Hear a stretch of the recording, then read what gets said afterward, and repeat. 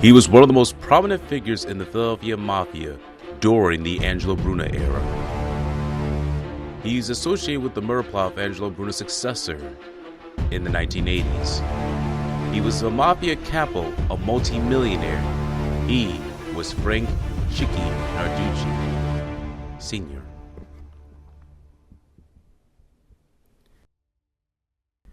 Here are our sources to cover Frank Chickie Narducci's story. Blood and Honor, Inside the Scarfo Mob, the Mafia's Most Violent Family by George Anastasia. Mafia Prince, Inside America's Most Violent Crime Family and the Bloody Flaw of the Cosa Nostra by Philip Leonetti with Scott Bernstein, Christopher Graziano. S.P. Griffin's Philadelphia Mafia's Black Family, A Social and Political History, and 6,000 Days of Us by Rosina Rucci. The beginning. Frank Chickie Narducci was born on January 26, 1932, during the Great Depression era. The Great Depression was a severe worldwide economic depression between 1929 to 1939. He was born to Sicilian parents, and his family immigrated to the United States for better economic opportunities. Sicilians can be called Siggies for short, and many Italians consider them to be the true and original Italians. However, Sicily has the history of the birthplace of the Mafia. In fact, the word Mafia originated in Sicily. The Sicilian Mafia became more famous under another name as the secret society organization called La Cosa Nostra, this thing of ours, especially in the United States. The Mafia expanded during the Great Depression as a method of survival of the fittest. When the Narduccis came to the United States, it was also the Prohibition era, where it was a nationwide constitutional ban on production, importation, transportation, and sale of alcoholic beverages. The term organized crime didn't really exist in the United States before Prohibition.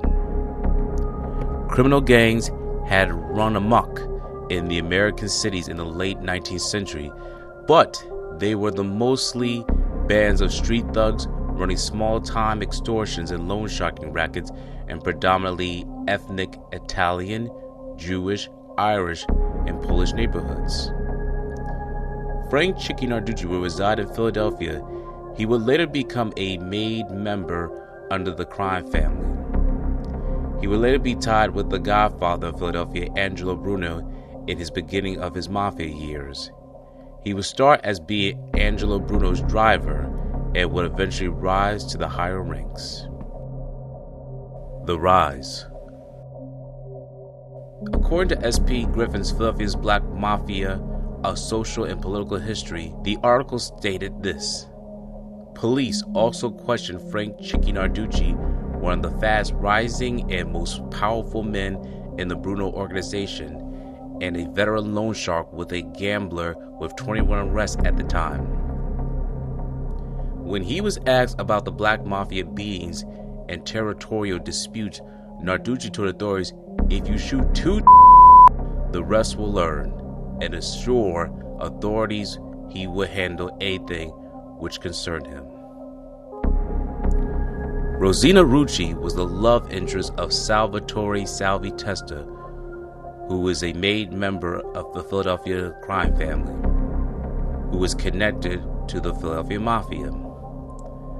According to Rosina Rucci's 6,000 Days, there's an old Italian card game called Zignet. I'm not sure if that's the right word in Italian. This is surely an Italian word. Anyway, the game is actually a Sicilian version of poker, was one of the biggest rackets in the Philadelphia way back in the mid to late 70s, before all the horror started. The games are run by a man named Frank Chickie Narducci. I loved Mr. Narducci, as I always called him. Pretty much everyone loved him. Sal and his son Frank were very close friends, and I was quite close with Frank's girlfriend Sandy. Chicky was a barrel-chested guy with slightly bent ears, a bald head, and a purely handsome face, cracked in half always by the biggest smile I had ever seen. He was full of warmth, welcome, and generosity. His wife Adeline was the female version of him, very tall and statuesque, not a conventional beauty. Her quick smile, warmth, and openness made her seem quite beautiful to me. Whenever Salvi said, "Come on, you want to go to Frankie's house?" I couldn't wait to put on some lipstick and jump into the car. Naturally, at midnight, Chicky would enter dressed as Santa Claus with a stuffed sack full of presents.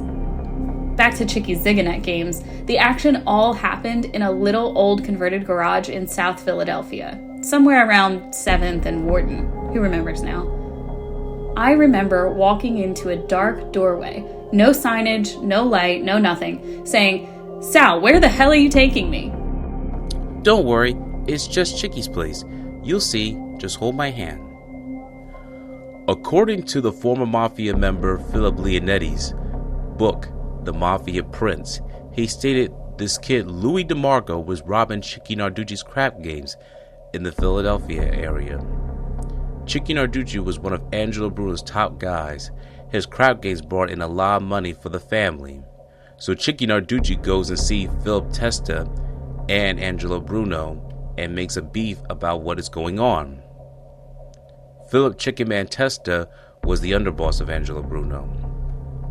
Bruno and Testa tell Narducci they are going to find Louis DeMarco and have him killed.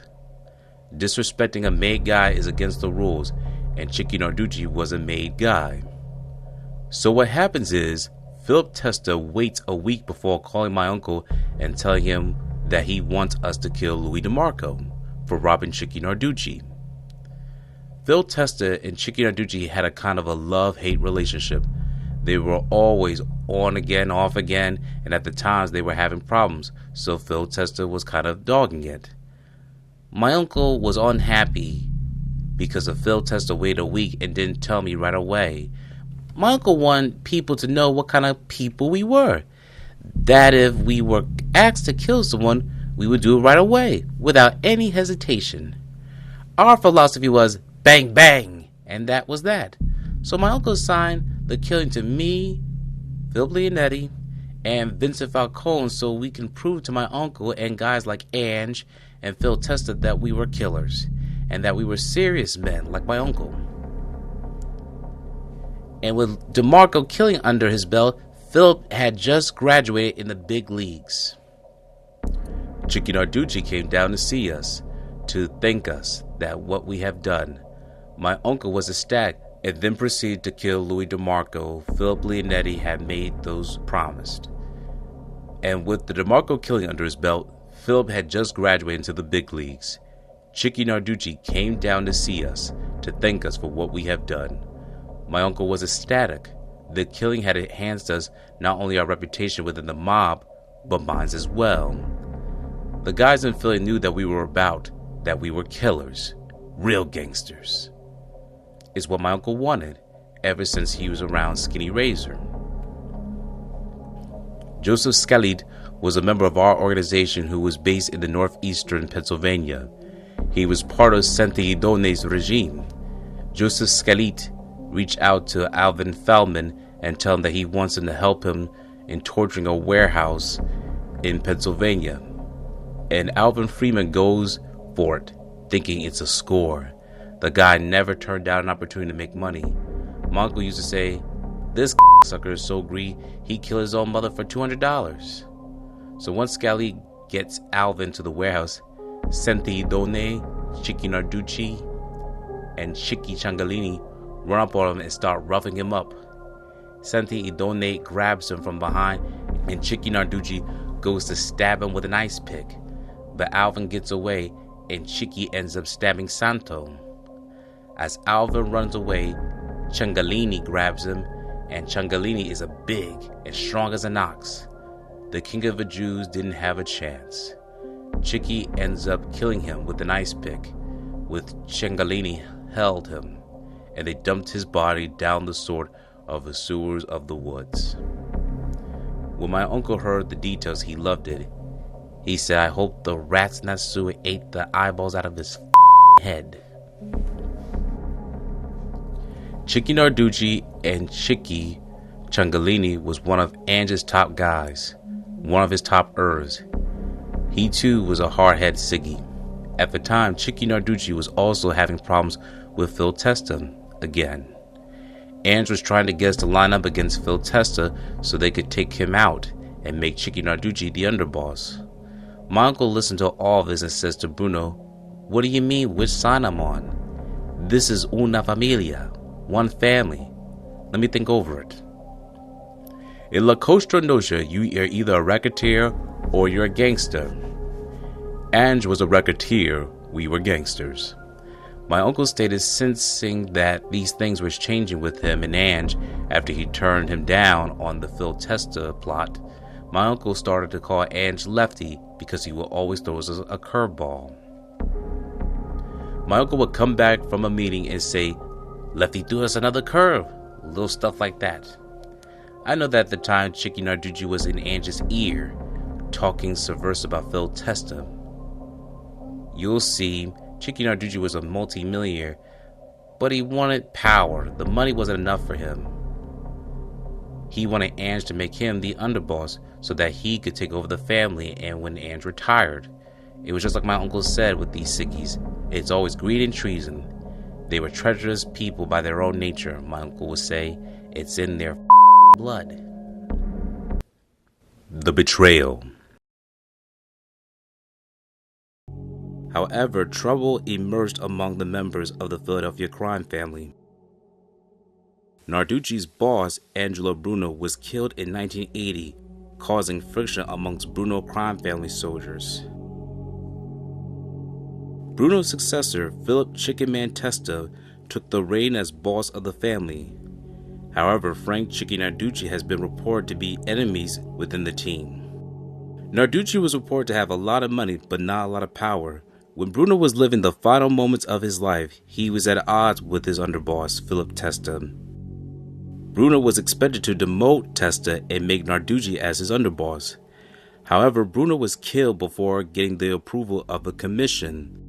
The commission is the syndicate of all the bosses of the crime families in the United States. Therefore, Narducci was left in a stagnant position, and the seeds of treachery were planted all over the crime family of Philadelphia. When Scarfo and Leonetti were transitioning their power to the Jersey Shore, Philip Testa losing it on the streets of South Philadelphia. Basically, Chicky Narducci was back to his old tricks. The same stuff he was doing with Ange, the plotting against Phil Testa. He now started doing it with the underboss Pete Casella. Then on March 21st, 1980, on a rainy, stormy night, Angelo Bruno was killed in front of his home. A shotgun killed the docile Don and sent shockwaves to the criminal underworld. The commission, also known as the bosses of the five families of New York, decided to make Philip the Chicken Man Testa the new boss of the family. Originally, the commission wanted to make Nicodemo, Little Nicky Scarfo, to be Bruno's successor, but he declined and wanted to wait his turn since he was close with Testa, and he was hoping Testa would place him as the underboss. However, Testa will make Pete Casella his underboss. Scarfo will be a consigliere. Frank Chicky Narducci was also not happy about Scarfo's ascension to the top spot, but he could do little about it. Narducci had two sons, Frank Chicky Narducci Jr. and Philip Narducci, whom he could count on, and they were also a few associates whose loyalty he might be able to put to the test. Now we go over Philip Testa and Chicky Narducci's relationship. As their relationship began to unfold for the turn of the worst, Chicky Narducci requested $50,000 to borrow from Philip Chicken Man Testa. Testa was aroused by Narducci's request, and then he was aware because in the world of the mob, if someone borrows money from another guy, knowing they would have to pay it back, they would usually be killed so they would not have to repay the debt back. And Philip Testa was aware of his method because Philip Testa used this method against one of his own made guys. For example, Frank the Barracuda Sindone was a co-conspirator of the Angelo Bruno murder, and as for Vincent the Chin Gigante's instruction, the boss of the 5 families in New York had made sure that Philip Testa as the new boss would whack out any co-conspirators. So before Philip Chicken Man Testa has Frank Sindone ordered to be killed, he requested about $50,000 from him. And once Frank Sindone was executed, he was awarded that money, and then also the funds for Frank Sindone's murder was split between his killers. Now, in Philip Testa's case by Chickie Narducci, now he was more suspicious about his Capo's request. When Nicky Scarfo was made aware of this by Philip Testa the day before he was killed, he told Philip Testa that we need to kill Narducci before he gets to you. Philip Testa was so pleased to hear the words of his trusted friend that he kissed him on the cheek, but little did they know this would be the last time they would see each other.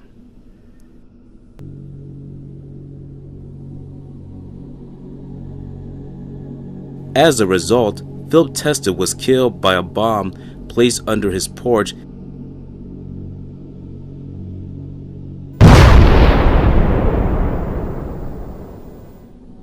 And the city of Philadelphia lost 2 godfathers in less than a year.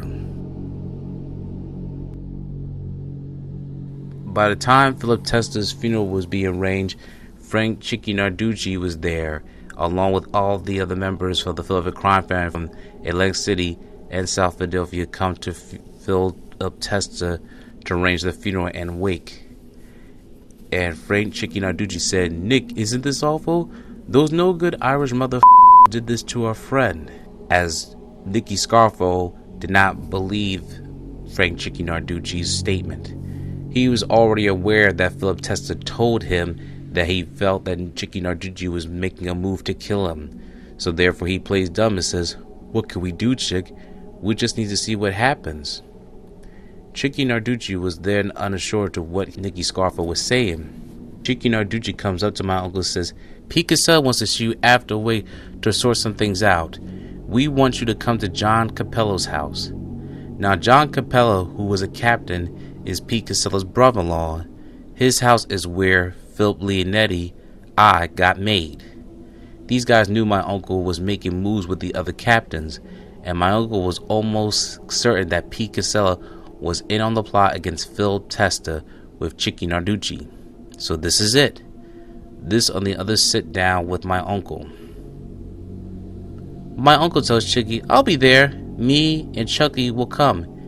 And Chickie says, "Good. We'll straighten things out." Now I'm standing there and I'm hearing all of this, and I look at Chickie Narducci dead in the eye and I say, "I want Johnny Capello to come with me and Lawrence at the 9M bar as insurance." He leaves with my uncle, and Chickie comes back from the meeting, and if anyone else but my uncle or Chucky walk through the door, Johnny Capello will be dead before they would get their guns out. Do you understand me? Now Chickie's taken aback as he has a stunned look on his face, and my uncle has a half a smile on his face, and he's proud that I spoke and says, "That's what's it. That's what it is." Johnny Capello waits with my nephew until me and Chucky get back. Chickie kind of stammers a bit and says, "Okay, Nick, we just wanted to talk, that's it." And my uncle says, "Fine, we'll be there."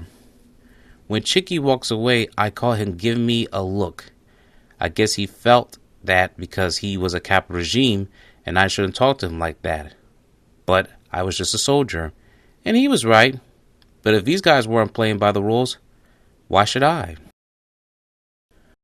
So this new conspiracy is beginning when Narducci and Casella, Pete always had the kid around him, this Marinucci kid.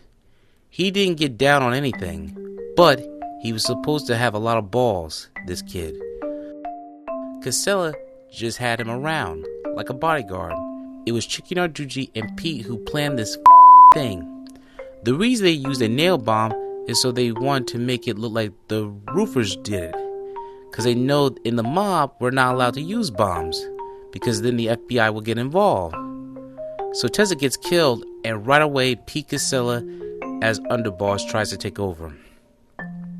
On the night of Philip Testa's wake, Nicky Scarfo and Salvatore Chucky Merlino were summoned into the meeting at the Buckeye Club, a private social club in South Philadelphia, where Casella and Narducci had set up a shop.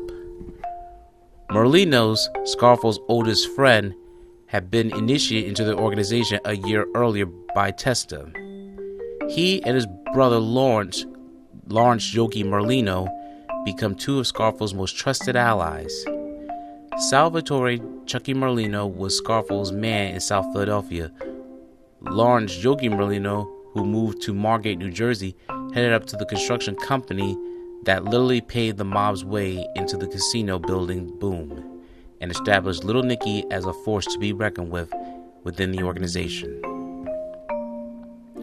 Narducci tells Casella that if they whack out Phil Testa and Casella becomes the boss, he would give Casella $1 million so he could retire to Florida and he could name Chickie Narducci the boss. This is how bad Chickie Narducci wanted to be the boss. He was willing to pay $1 million for it. Now Chickie had 2 tons of money, he had millions of dollars, but he didn't have no real power. The fall. Frank Chickie Narducci was in a bad spot. While it appeared that he was a multi-millionaire mob capo and survived the bloodletting in the aftermath of the Bruno and Testa killing, Narducci faced an adversary with greater might than Little Nicky Scarfo, Rico.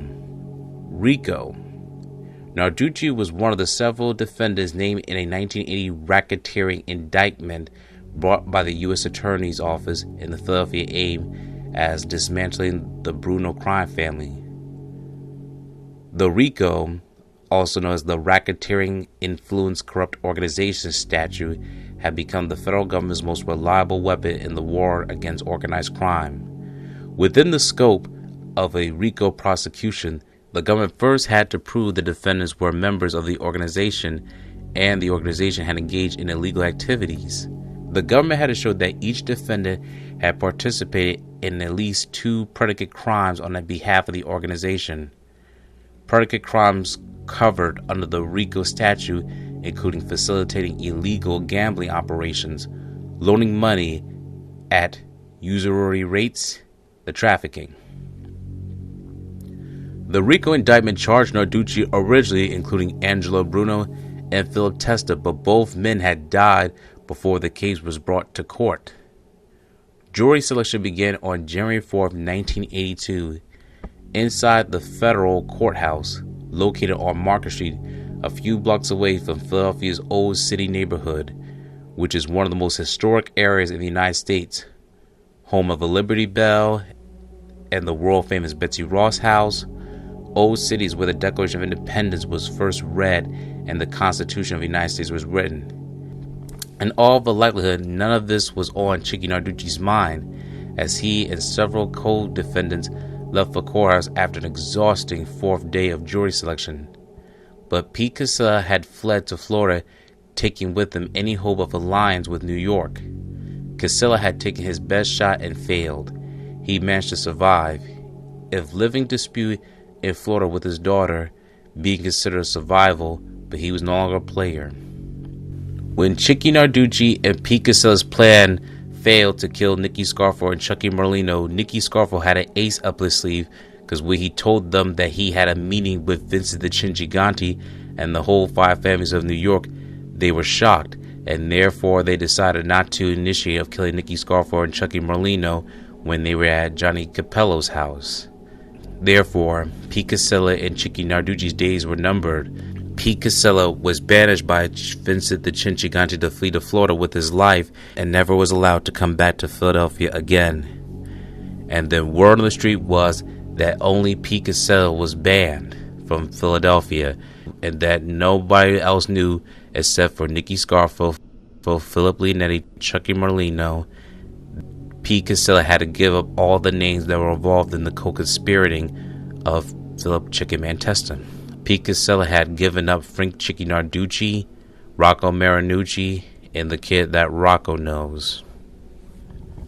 Therefore, Chickie Narducci's days were numbered. Chickie Narducci's gambling and bookmaking enterprises earned him millions for himself and the organization, so he continued to go about his business trying to avoid these crossing Scarfo and, more important, Salvi Testa, the young Capo who was now building and expanding a lucrative racket operation in South Philadelphia. Besides, Narducci had other problems. His prosecution under federal RICO statute had started within the week on January 4th, 1982. Narducci, like his co-defendants Joseph Chickie Ciancaglini, Harry Riccobini, Mario, Sonny Riccobini, and Pat Sperito, was free on bail. He would leave the courthouse at 6 in the Market Street each day and head home to South Philadelphia. On January 7th, a Thursday, the trial broke late in the afternoon. As the defendants were leaving the courthouse, Ciancaglini slipped away from the group and headed to the public telephone. Narducci got into his car and began the 20-minute ride downtown to his home.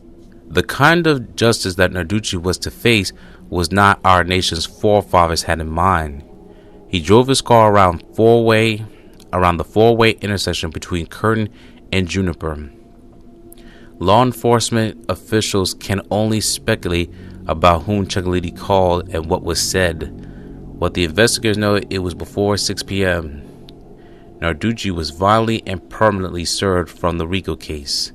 The evening, as Narducci parked his late model Cadillac half a block away from his South Philadelphia home and exited the car. As he was stepping out of his car, then a block away from his home, two men with guns walk up to him. Narducci heard someone say, "Hey, Frank," and he turned around to see who was calling. It was the Grim Reaper. To Narducci's shock and horror, he was staring at Salvatore Salvi Testa with a gun in his hand. The mob's longtime gambling czar's luck was about to run out. Testa pumped the first several shots into Narducci's face from point-blank range, and then Narducci's body crumbled into the streets below him.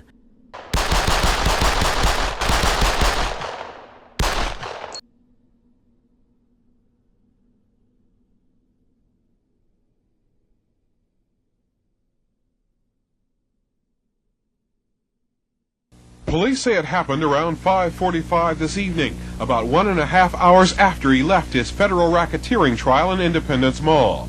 Frank Chickie Narducci parked his late model Cadillac Seville near the alleyway on Curtin Street, about 50 yards from his home around the corner in the 3200 block of South Broad.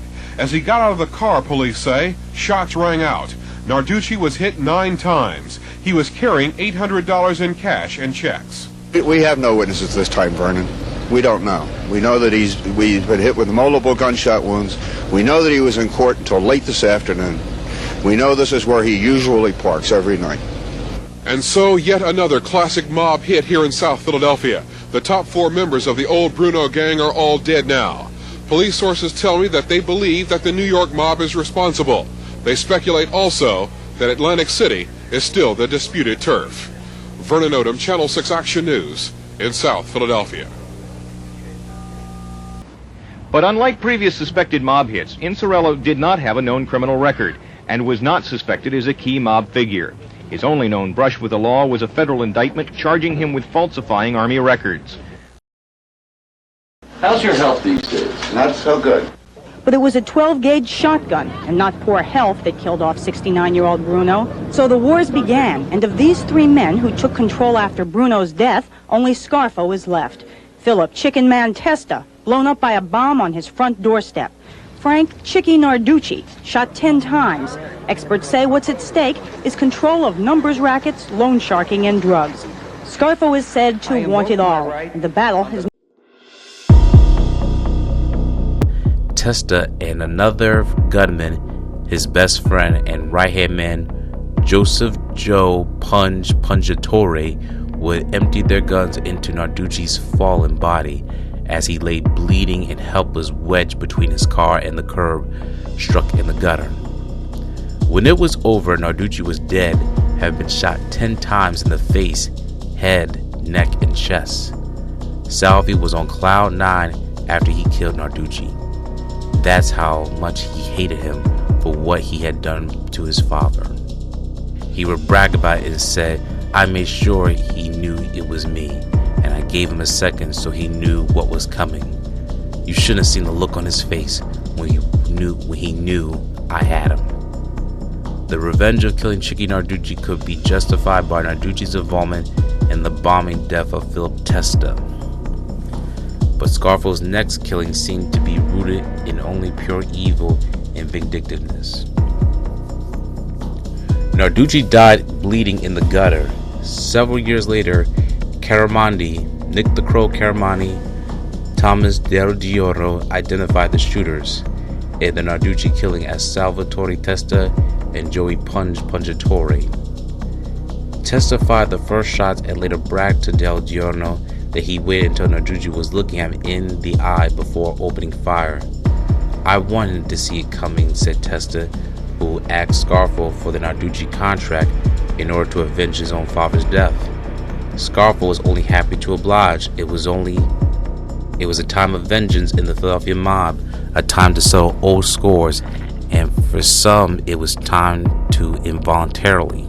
According to George Anastasia's Blood and Honor, it was one of the bloody ironies of the Philadelphia underworld that Narducci brothers was members of the Scarfo hit squad. Scarfo, after all, had approved the January 1982 murder of their father, Frank Chickie Narducci. Yet his sons, Frank Jr., who was adopted by Narducci when he was just a year old, and Philip, readily to put lives on the line for little Nicky. Testa personally killed the two men responsible for his father's death. Frank Chickie Narducci and Rocco Marinucci made no attempt to hide his satisfaction in those bloody acts of vengeance. Salvi used to say, "I wish that mother was alive so I could kill him again." Meeting Chickie Narducci, said Nick the Crow Caramani, "This is how much he hated this man. He had no mercy on anybody. Business was business, and killing him was business." Salvatore Testa quickly moved up the organizational ladder after the Narducci killing. He inherited most of his father's businesses, including a loan shark operation in South Philadelphia. Frank Chickie Narducci succumbed from his injuries from the hail of the bullets and lying in a pool of blood. It was the end of Frank Chickie Narducci Sr. He left behind his widow wife, Adeline Narducci. 1980, Philadelphia's crime family was about to become the most homicidal, violent mafia family in the country.